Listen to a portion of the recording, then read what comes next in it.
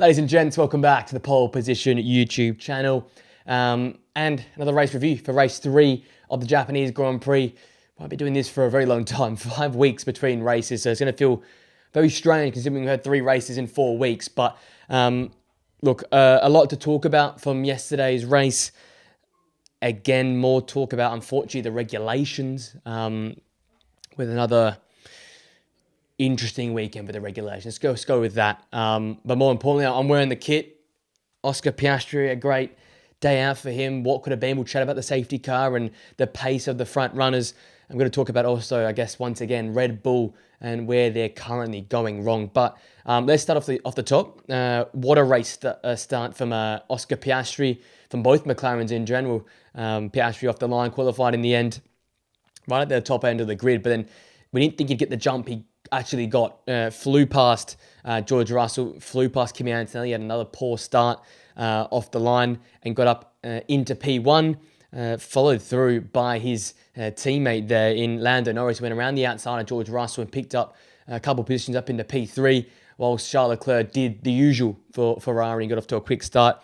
And from there, look, the Mercedes are down the grid, Russell in P4, Antonelli in P6.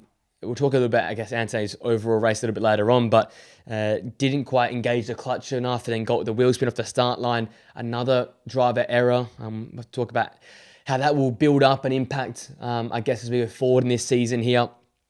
But look, the Mercedes had the pace, and we knew that. A great start from both McLarens and the Ferraris, but Russell was back up to P2 by lap 4. So he got his elbows out. He showed early on from very, very good pace. Antonelli struggled in the initial phase. I don't know if it was put off by that poor start sequence, but he couldn't make up positions as quick as George Russell did. Russell then putting pressure onto Oscar Piastri. And then by lap 9, a bit of changing of positions. Russell got past Piastri into the chicane, but then coming straight back at him to get past him on the straight. And that's why I guess I want to talk about the first, I think, big talking point from the race, and that is these regulations. There was a lot of yo-yoing and a lot of chat about where you're deploying and where you're recharging, and I am becoming sick to death of these words. Racing should just be racing. There shouldn't be certain terms for certain things, and the crash between Ollie Behrman and Franco Colapinto, or just Behrman, is frightening, but it's also down to what these regulations are all about. I think I had the article up here. There was a 50 kilometer an hour differential, 45 kilometer an hour differential between the speeds of Franco Colapinto's car, who was recharging into Spoon Curb, and then compared to Behrman, who was utilizing the energy in the overtake mode into turn 13. Komatsu, the chief there, Haas, saying that we're not blaming Colapinto, it's just a combination of things and the different differentials in deployment. And we saw off the start line as well, I guess, race 1, where Colapinto to duck out the way of a stagnant Liam Lawson. We've seen cars not getting off the line. We've seen the closing down speeds and the changing in speeds in qualifying, nearly catching people out. It's dangerous. It's inherently dangerous, and it just feels wrong. Max Verstappen, Lando Norris, Charles Leclerc, all over the weekend, mentioning how it just isn't racing. It isn't Formula One, where yo-yoing in terms of positioning as well. I think Lando can be the first to say that. His fight with Lewis Hamilton at the end of that race, that it was down to your turn to deploy, that it's my turn to deploy.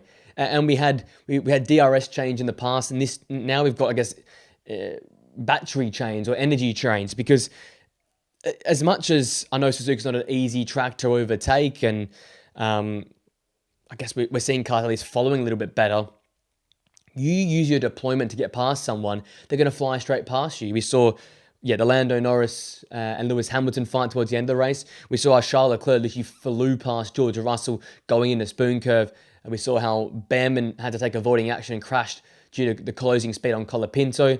We saw how in the early laps around lap 9, where George Russell got past Oscar Piastri, but used all his battery, that Piastri just flew past him back on the straight. So I guess there's tactics then where you deploy and where you recharge, but that doesn't feel right. When you make an overtake and you can't make it stick, it just feels wrong. And I think they've just gone too extreme with these regulations, because we want to see overtakes and you want to see the ability, once you get overtaken, to still follow and stay in that region. But as I keep saying on these review shows and on the prediction shows, they've done a great job with the aero packages and the way the cars have been designed. They allow and they're conducive to following. But this battery recharge and deployment means it cancels out this following, because you're going to just get stuck changing positions back and forth. Cars are faster when they're not battling. When you battle, you're losing up to 0.6 a lap.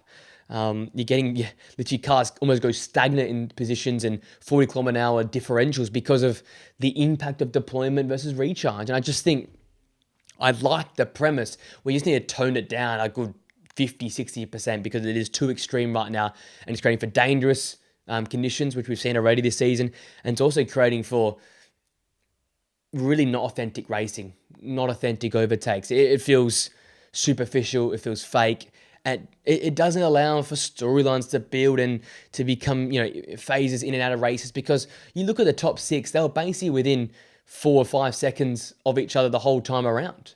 Lewis Hamilton dropped back to around 3 or 4 seconds, but after pit stops, got back into it and was right up there at the front.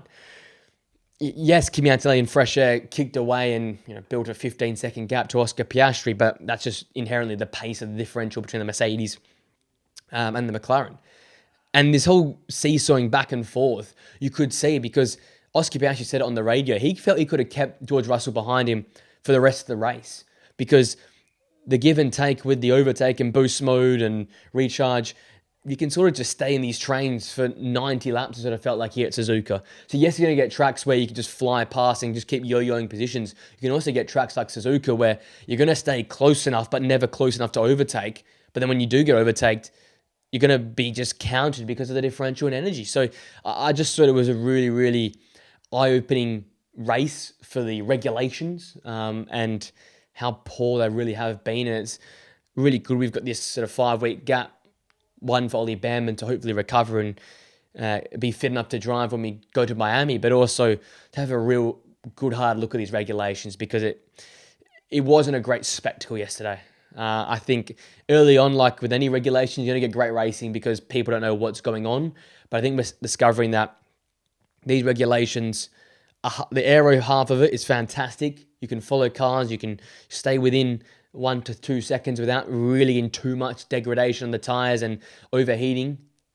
But the whole battery situation just seems farcical. It really does, and it's becoming dangerous now, like we've seen with Ollie Behrman. So hopefully Ollie Behrman recovers well in the next sort of 4 to 5 weeks and can see him driving that Haas in Miami. But boy, we do need to have a look at these regulations, because it wasn't great racing, I thought, over the weekend. Let's jump on to Kimi Antonelli. So the race changed when the safety car comes. That's Ollie Behrman tries to take avoiding action, hits the grass, and then hits the wall. 55G, by the way, awful collision, and almost went him backwards. So real worrying sign for him in that situation there. But before that, we had the first pit stop taken by Lando Norris to try and get onto some fresh tyres, to try and get ahead of the chasing pack, which was the likes of Lewis Hamilton, Charles Leclerc, to get ahead of the likes of potentially Kimi Antonelli and go early, get the undercut, get some fresh tyres. So he picked on lap 17, took on the hard tyre, but then therefore was followed by Charles Leclerc in lap 18, Oscar Piastri in lap 19. George Russell boxed on lap 22. The Mercedes tried to go a little bit longer, and they were a bit better on their tyres due to their inherent just increased pace. In free air, Russell, though, was struggling compared to Kimi Antonelli. So Russell gets priority, pits in lap 22.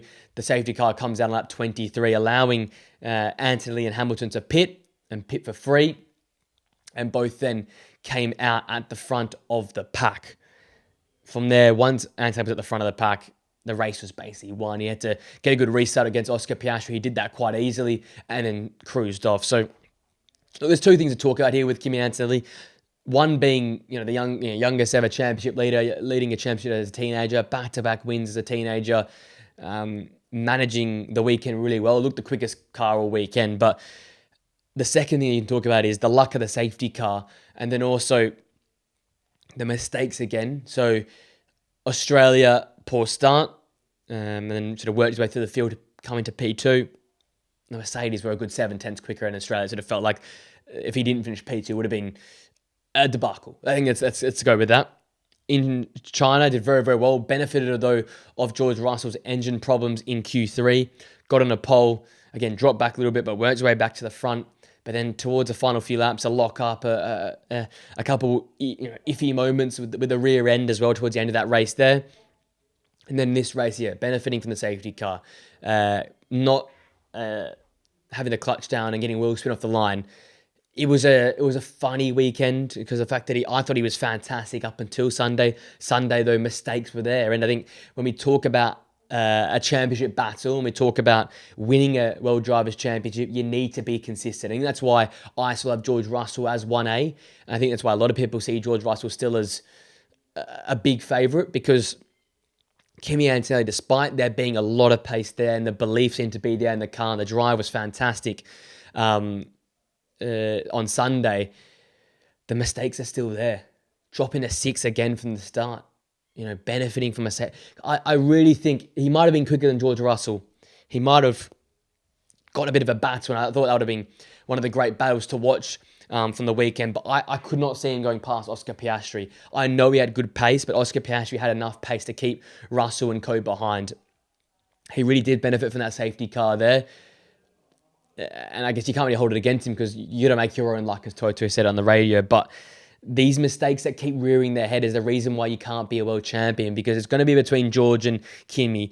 And look, George's worst races, he's finishing P2 and P4 and being right up there. Like Kimi was in Australia, fair play. But I just think if these mistakes is rearing their head, these inconsistencies keep, being from first to fifth or to third to fourth or to sixth, but these big mistakes keep happening, it's not going to be good enough to win a World Drivers' Championship. At least we're going to have a fight because of the pace being there for Kimi Antonelli. But if he wants to be the World Drivers' Champion, if he wants to be the champion at such a young age, he needs to cut his mistakes out. And if luck doesn't start going his way, like it has for George Russell now the last 2 weekends, the problem in qualifying last week with the engine, the safety car this week, the problem with the balance that Mercedes thought they fixed and then actually ruined it for him in qualifying as well. Things haven't gone George Russell's way, and Kimi Antonelli has benefited from that. When they're on level pecking playing field, I think George Russell's still a good 2 to 3 tenths quicker. So Antonelli, you got to take these wins, you got to use it, but George Russell will come. And I just think Antonelli needs to just polish his racing up and limit the extent of his mistakes if he wants to be a World Drivers' Champion, because I think, maybe bias here, but I think Oscar Piastri runs out winner this Grand Prix if it wasn't for the safety car. The safety car came at an awful time. It screwed over Russell. It screwed over Piastri. I think we're looking at a Piastri, Russell, Antonelli, top 3. Maybe even Charles Leclerc gets his nose in there, because we've seen it again.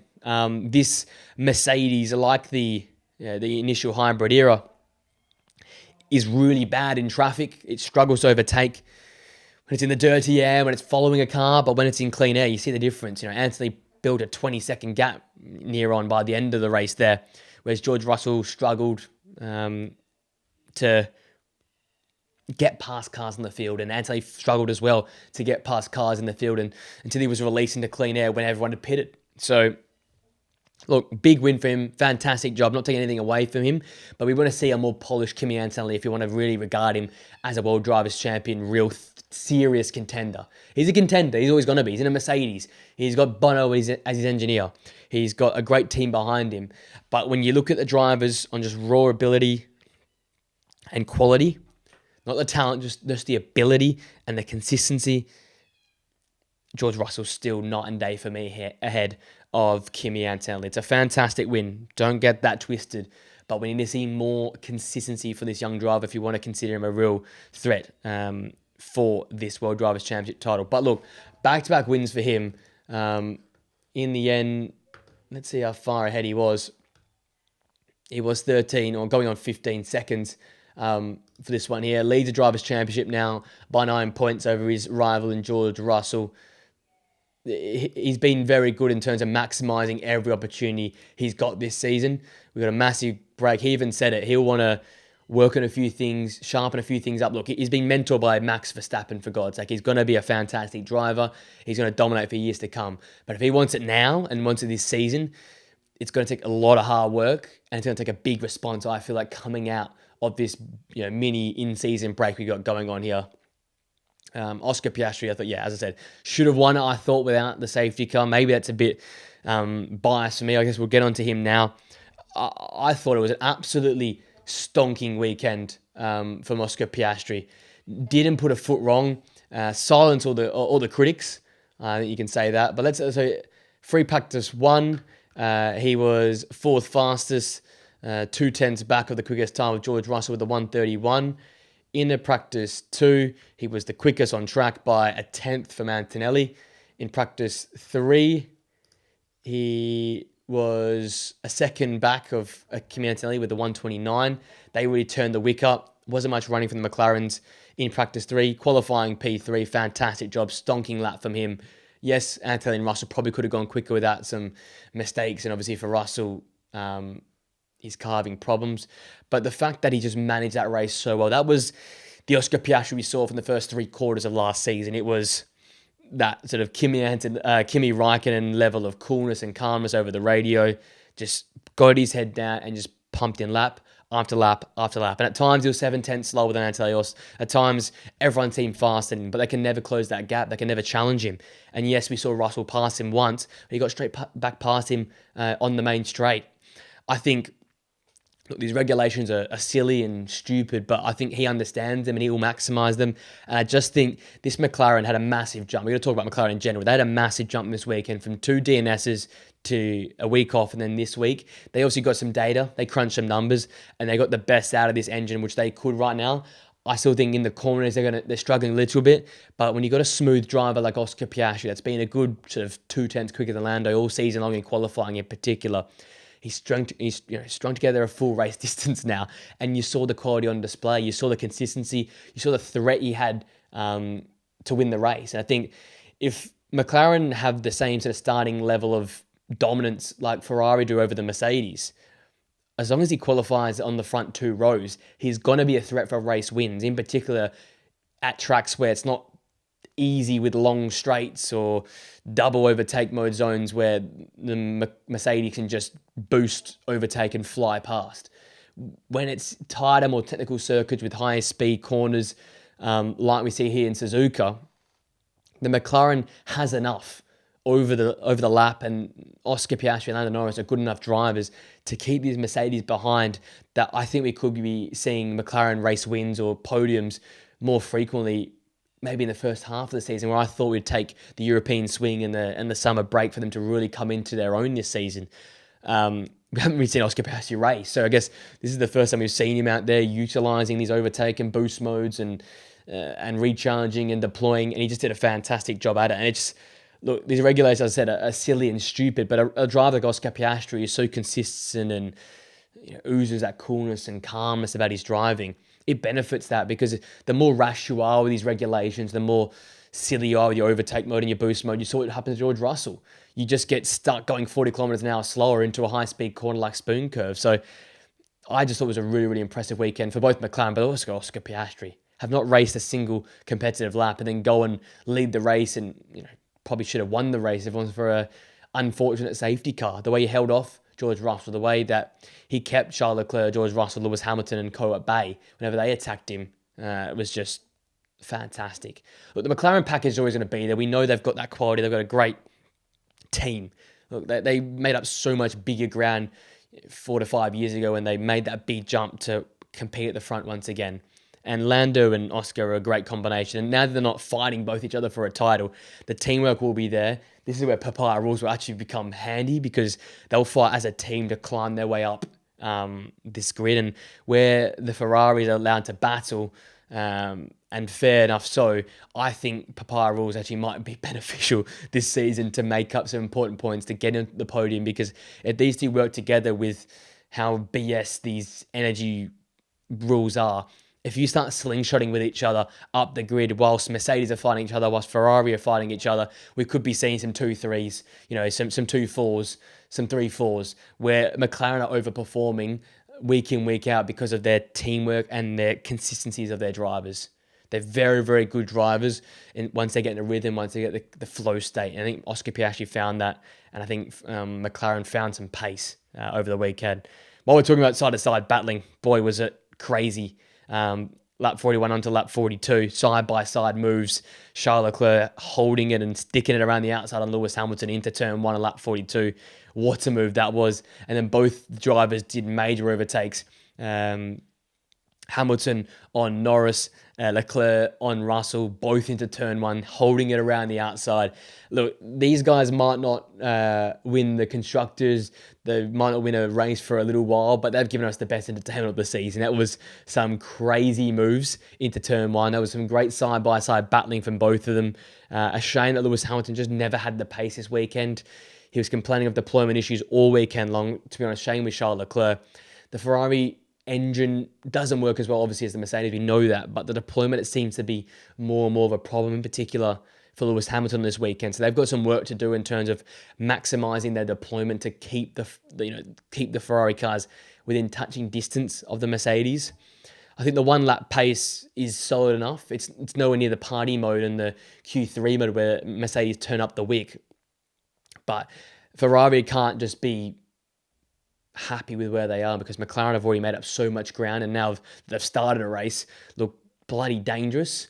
So it's going to be a big watch how they adjust and develop in the next 5 weeks, how they come to Miami. Look, could Mercedes still struggle to improve and Ferrari make big leaps and bounds? Absolutely, and I hope they do. But this weekend was a bit of a bit of a warning that McLaren have jumped you. You know, Lando beats Hamilton, Piastri beats Leclerc. They showed signs in the sprint race as well in Shanghai. And the Mercedes, once we got to Q3, were just night and day better than the Ferrari car. So the speed isn't quite there. There was complaints from both Hamilton and from Leclerc of deployment issues. They looked slow. They looked sluggish at times. They looked easy to get past. And it wasn't for just great racing, which they displayed once again. They really had not much to do in this race here. So worrying signs for the Ferraris. Always is. You have the expectation up here for the Scuderia. But this big break, as much as an opportunity for the smaller teams, also a massive opportunity for the bigger teams to get things right and get ready to respond come Miami. And I just think Ferrari have shown some promising signs this season without being amazing. And I just think they can't let this opportunity slip whilst they're up there with the Mercedes and with the McLarens. They need to compete for race win, because McLaren look like they could have nicked a win today. We haven't seen Ferrari look like they can nick a win to the level of it, or the extent that McLaren did today. Because if it wasn't for a safety car, Piastri wins it. We kind of really said the same for any other races this season with Ferrari. Maybe it was because of safety cars, they got into the battle and got into the fight. But if we got to side-by-side racing, Mercedes were much quicker than the Ferrari. So that is a watch. Fantastic race by Charles Leclerc to keep George Russell behind, to keep Lando Norris behind. He was in that train with the three of them and Antonelli in the early moments, stuck it out. Fantastic overall race. I think it's a maximum job. You know, Antonelli, once he got in the clean air, no one was going to pass him. Piastri looked unbeatable today in terms of his driving. I think P3 was the best that Charles Leclerc could have asked for. So you can't be too upset with that. I'm just upset with the raw pace. We don't want to see this raw pace for them just go missing. We want to see them being up there and competing at the front end. Speaking about raw pace, the Red Bull continues to struggle over race distances, over qualifying, and the more this happens, the more we think that Max Verstappen could be retiring come the end of this season. A P8 for Max Verstappen, a P12 for Isaac Hadjar, that both got stitched up by the safety car. Hadjar got into some battles with Gabriel Bortoleto and looked competitive versus the Audis, but could never really close up to Esteban Ocon or Liam Lawson, who I'll get on to at the end of this video here, but those two did fantastic work. And Max Verstappen, he'll be sick to death of seeing the Alpine rear wing, because he was stuck behind Pierre Gasly the whole race distance. They both got off the line much better, which is, I guess, a positive, but this car continues to look undrivable. It continues to be a tough watch, and you continue to see both Isaac Hadjar and Max Verstappen just lose total interest. Isaac Hadjar is cracking jokes about how hard it is But you can tell that this team needs a lot of work. And it's not just the engine, which is the sad thing. If it was just the engine, you can sort of understand it. They've had a couple of years to get this Ford Red Bull engine ready. But it's their aero package. It's into corners. Max Verstappen's complaining of oversteer, then understeer, and then carrying too much speed into corners and then too little speed into some corners. And part and parcel of that is with the regulations, but it's also because the aero package simply is not good enough. They're not competitive. You'd say they're probably the 5th or 6th fastest car on the grid. You've got the Mercedes, you've got the McLaren, you've got the Ferrari, you've got the Alpine, you've got the Haas, you've got the Audi, the Racing Bulls, and the Red Bulls are all sort of in that mix, in the best of the rest from 4 to 8. So track dependent. I can't really tell what track would actually benefit them because they're not that overly quick on the straights. They're not that great in the corners either. They've got a lot of work to do.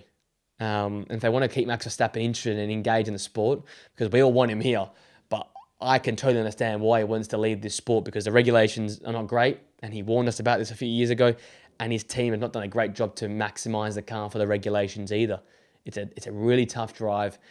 He could never close up to Pierre Gasly. He was stuck within 0.6 to 2.5 seconds throughout the whole race and couldn't go quicker enough to go and pass. And when he did have an opportunity, the yo-yo effect. Pierre Gasly springboards back up the road another second. I think the radio came out, GP saying to Max, "You're quicker than some of the McLarens and the Ferraris and the Mercedes." And he said, "Yeah, but I'm not quicker than Pierre Gasly in front of me." And that's props to Pierre Gasly. What a race he ran once again. P7 for him. But it just goes to show that the overspeed and just the raw speed from this Red Bull car's not there. They're sitting P6 in the constructors now behind Alpine and Haas. And Max Verstappen is sitting P9 in the championship behind Pierre Gasly, behind Ollie Behrman. It's a tough old sight for a full-time world champion, a man that could have done the unthinkable last season to win a world title that he didn't really deserve to be a part of because of how poor that car was. The fact that that car was so average and mediocre last season, yet he's had to pull it up to a P2 in the drivers. You thought they would have got this season right. You thought they would have nailed the regulations and the new aero package for this season. But they're so far off it. And we know that Williams put all their eggs in their basket and Aston Martin there at the bottom of the barrel. It's not that bad, but with the standards Red Bull set for themselves and especially the aero packages, the standards they set in that regard, this has been such a massive underwhelming situation. And it's a tough watch to see Max Verstappen unable to really impact on a race. He was just stuck behind Pierre Gasly. I'll get on to him now. What a race he had. 15 points now on the season. Another big P7 for him. In Australia, picked up a point in P10. In China, he picked up a P6, benefiting from the McLaren's not really showing up.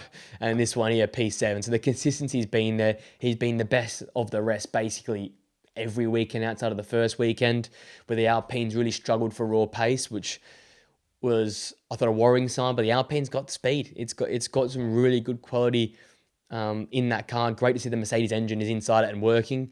And look, he's taken his teammate to the shops. P16 for Franco Colapinto. Had a nothing race. Didn't see much of him. Beaten by Carlos Sainz. Only ahead of Sergio Perez, Fernando Alonso, Valtteri Bottas and Alex Albon. So grim scenes for Franco Colapinto after a great weekend last weekend. But boy, what a race. And what racing in general from Pierre Gasly to keep a driver like Max Verstappen behind, no matter how bad or how good that Red Bull is. You've got Max Verstappen up your chuff. He's going to be putting you under pressure for every single lap. And he did not crack under pressure. He's showing his quality. Only 7 seconds back of Lewis Hamilton. Look, was never in that fight. But he kept the gap really reasonable throughout the whole race. And that was a credit to the Frenchman. He was battling at times, like Kajal, battling with Max Verstappen, keeping the gap to the cars behind and keeping in touch with the cars in front. So really, really great weekend from Pierre Gasly. And also another shout out to Liam Lawson. P9 for him, 2 points for him. Another really, really solid drive this season. He's been alongside Pierre Gasly, probably one of the most consistent drivers. 10 points on the season, seeing P10 in the driver's standings. Had an awful first race where he was just overshadowed by his teammate. Had that awful start off the line. We got lapped and was in P13. But China, great points in the sprint race, P7 in the main race as well. Back-to-back fantastic finishes for him in the points, competing up there with some of the big boys. And look, Ollie Behrman takes the credit last weekend. Pierre Gasly will take the credit this weekend. But we've got to look at Liam Lawson's entire season and his consistency in his driving. Many questioned him after the last season and how it all went down at Red Bull. And look at that second seat seemed cursed. But he's come back to the Racing Bulls. In a way, got overshadowed by Isaac Hadjar at the end of last season. But we've seen the quality he's got and how he can drive the crap out of any car. But now, taking the leadership role at the RBs, being in that car now for a little bit of time, getting readjusted to it, he's been fantastic. And deserves a lot of credit for, again, the consistency of his driving, putting together lap after lap of really consistent effort. And I think when we look back, before we get to the European swing at this start of the season, I think the groundwork and the foundations he has done will set him up for a fantastic year. Even if we see, teams fly back into the picture like the Red Bulls or potentially the Williams or maybe the Audis kick on. And look, the Racing Bulls, I didn't think they'd have a great year. They've had a good start to the season, but I think they're punching above their weight here. And I think the work he's done initially here is going to help this side in the later half of the season where things might get tougher. But he is maximising this car and the conditions that are currently in front of him in terms of how hard it is to drive them, how inconsistent and the reliability problems. He's just maximising everything he can get. And that's what you can ask for a driver at a team like RB that's not going to be right at the top there, but he's doing everything in his capacity to make this team really relevant and dangerous at the front of the grid. So another great weekend for Liam Lawson alongside Pierre Gasly. Really the best of the rest drivers, whilst Ollie Behrman and the Colapintos, the Lindblads and the Hulkenbergs failed to deliver. I guess we should talk about the Audis. They had a lot of pace in practice. In the end, they miss out. P11 for Hulkenberg, one of his favourite positions to be, and P13 for Gabriel Bortoleto. They had some moments, had some pace. Look, it's a tough place to overtake, and they both got pretty average starts, and both sort of got screwed over by the safety car. A shame that they couldn't get in the points, both those two there, because it looked like a weekend where Audi had some solid pace. I thought I predicted a horrible prediction for this weekend, but I thought there'd be a lot of retirements, including a double DNF for Audi. But look, they had some genuine pace. They probably looked quicker than the RBs and the Haas over the weekend. They just couldn't, with this circuit layout and with the electrical boost modes and stuff like that, just couldn't find a way to get ahead of some of these packs and were stuck in those energy deployment trains. But overall, I think promising signs with the reliability and the consistency to run out a full race from both cars, but also for both drivers that they got the journey done in the legs of these cars here and see how they reacted over the race distance. So disappointing, but also positive to be taken from Audi. And then Esteban Ocon finally got a point in the points for him. Funny race, we're sitting in 9th and 8th in the early periods. Safety car screws him over, has to fight his way back up into P10, but overall, a really solid weekend for him. Looked better than Ollie Behrman all weekend long. Like we sort of saw for them last year, and they sort of had these seesaws where one weekend Ocon would look fantastic, the next Behrman would look fantastic, and the first few weekends have all been about Ollie Behrman, the work he's done, and the consistent banging of lap after lap after lap, which he's had. But Esteban Ocon put a really good shift in this weekend, showed his quality, showed the Haas's just genuine speed. It's a quick car. That Ferrari engine in the customers seems to be better than the customer Mercedes team, so they're making the most of that. And it's good for him to get over that hump of picking up that first point of the season, because I think it was weighing quite heavy on Esteban Ocon. And he's a driver that he can be rash, he can make some mistakes, and he can be at times a little bit inconsistent. But I think by getting those first points, it's going to put him in a good mindset and a good headspace to attack the rest of the season. So really good for him, good for Liam Lawson, good for you, Pierre Gasly. Overall, it was a really promising weekend for a lot of drivers.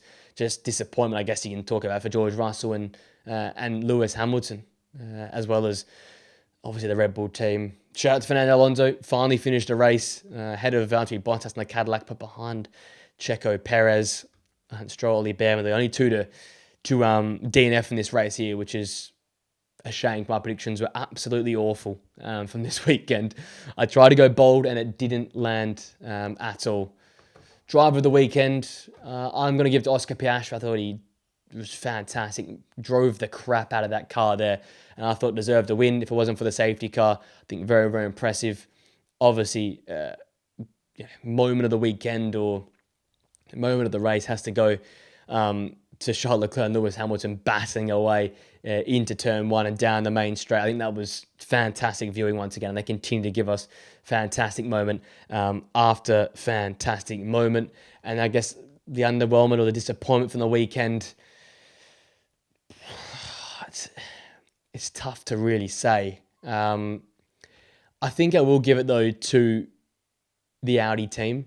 The fact they couldn't get a point from a weekend which they looked quite quick and they looked very, very dangerous.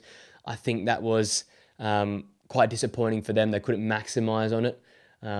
Look, they'll go to the drawing, but I've been super impressed with the way they've overachieved this season. I think I've set now too much expectation for them with how consistent they've been to start the season off, how dangerous they have looked over one lap pace and over a race distance. But I think the fact that they couldn't get either driver in the points would have been a big kick in the teeth with a weekend that started so brightly on Friday and the work they did on Saturday as well.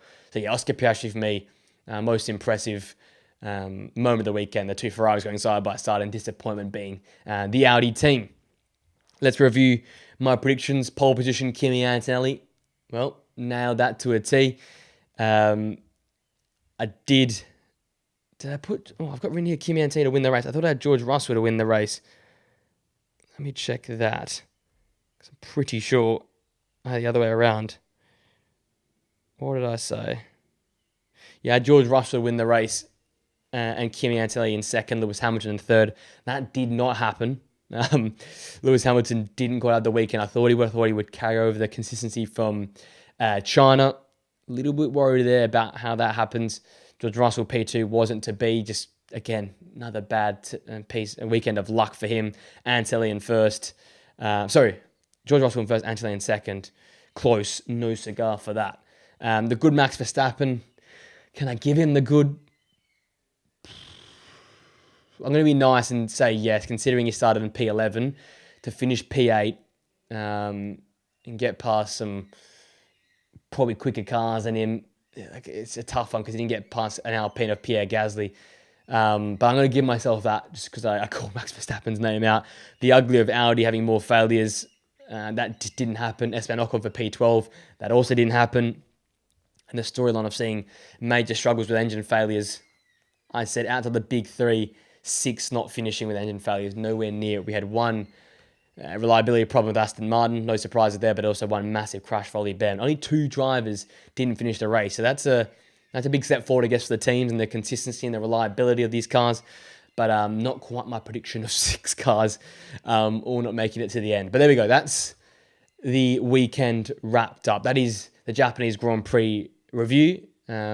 Congratulations, Kimi Antonelli leading the Drivers' Championship as we go into this 5-week break. It is Kimi Antonelli on 72 points, George Russell on 63 points, followed by Charles Leclerc, Lewis Hamilton, Lando Norris, Oscar Piastri, Ollie Behrman, Pierre Gasly, Max Verstappen, and Liam Lawson inside of the top 10 drivers. Big break. I might do a few videos maybe in between now and Miami. But the F1 world is going to go a little bit silent for a little bit. We're going to go a little bit stir crazy over the next month of April. But thanks for joining me, guys. Make sure to smash a like on this video. Check out the driver ratings video that will drop on Wednesday. Until next time, guys, I will see you very, very soon.